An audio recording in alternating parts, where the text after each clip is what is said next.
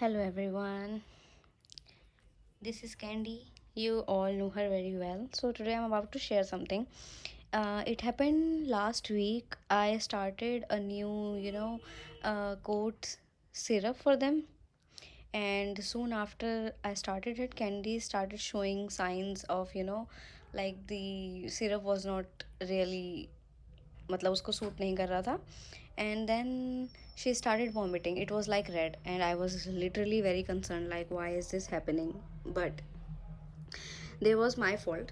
And I will be telling you all कि आप लोगों को क्या क्या इग्नोर करना चाहिए और क्या क्या मतलब हमेशा नोटिस करना चाहिए.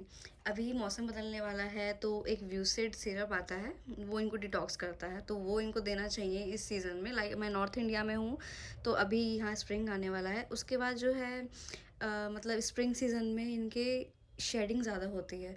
और मैंने ये गलती करी कि when I switch their skin and coat syrup, तो मैंने उसमें ब्रांड चेंज किया. वो नया ब्रांड था और उससे पहले मैंने काफ़ी ब्रेक दिया था. मैंने सिरप इनका मतलब बहुत टाइम से इनको दिया नहीं था, मैंने ब्रेक दिया बीच में. Then I started a new syrup. जो पहले सूट करता था इनको वो मैंने नहीं दिया, मैंने दूसरा दिया. So because of the syrup she started having excess shedding than usual.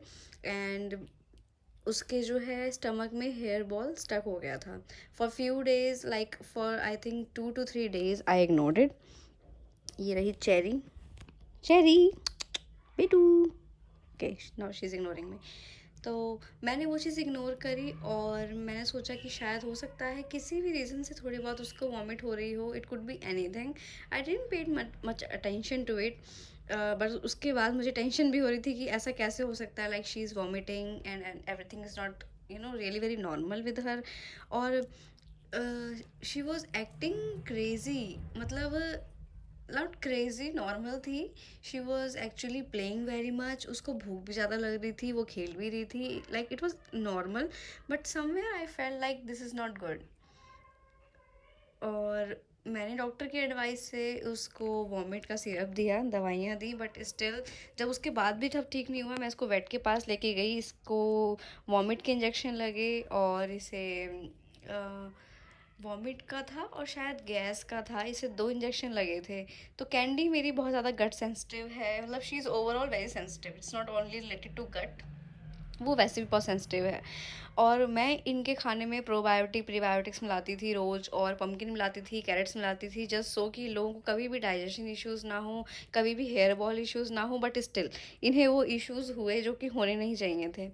तो मैं आप सब लोगों को ये एडवाइस करूँगी कि कभी भी कोई भी नया ब्रांड आप इंट्रोड्यूस करें तो हमेशा 24 या 48 आवर्स उसको पहले चेक करें या टेस्ट करें कि if it's working for your cats और नॉट. हमेशा it could be like ingredients are same but उसका मतलब वो एक होता है ना कि इंग्रेडिएंट सेम हो सकते हैं बट उसका बना हुआ जो है वो सेम नहीं हो सकता. प्रोसीजर या कुछ भी हो सकता है जो उनको सूट नहीं करेगा.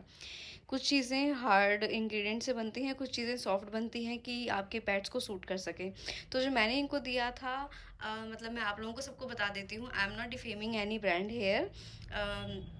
मैंने जो इनको दिया था वो था Vita Best Derm from Virbac. ये एक ब्रांड है.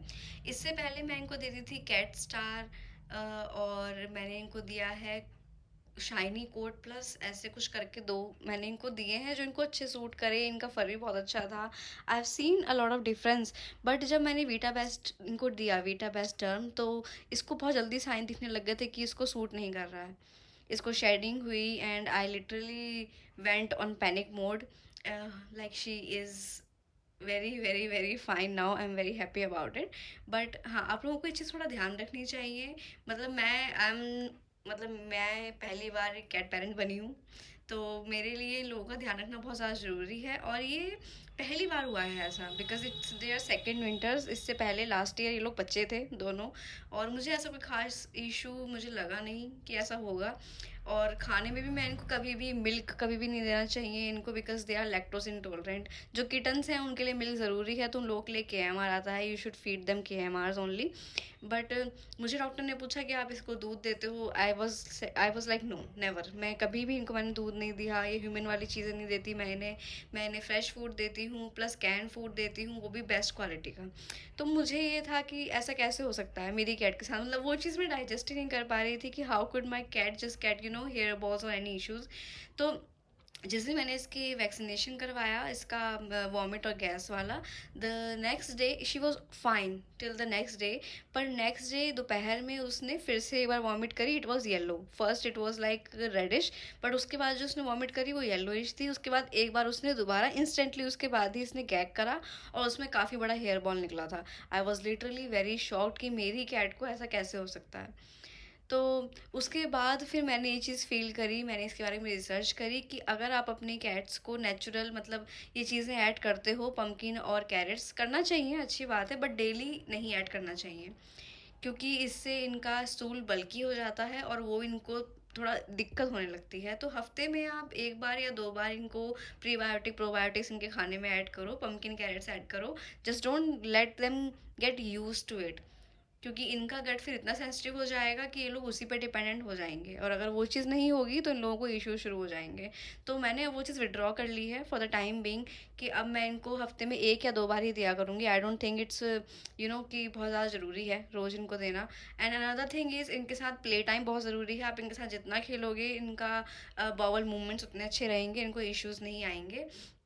और इनकी अगर आप हो सकती है तो मसाज करो, पेट में मसाज करनी चाहिए थोड़ी बहुत, इतनी ज़्यादा नहीं कि ये लोग मना करना शुरू कर दें, बिल्कुल भी ऐसा नहीं करना है। इनकी मसाज करनी है और डेली इनकी ब्रशिंग करनी है। अगर एक्सेस शेडिंग वाला सीज़न है और आपके फर बेबी का फर बहुत ज़्यादा है तो आप उनके ब्रशिंग करो, और मतलब 5 मिनट एटलीस्ट आप उनके ब्रशिंग करो, only and only when they are feeling fine.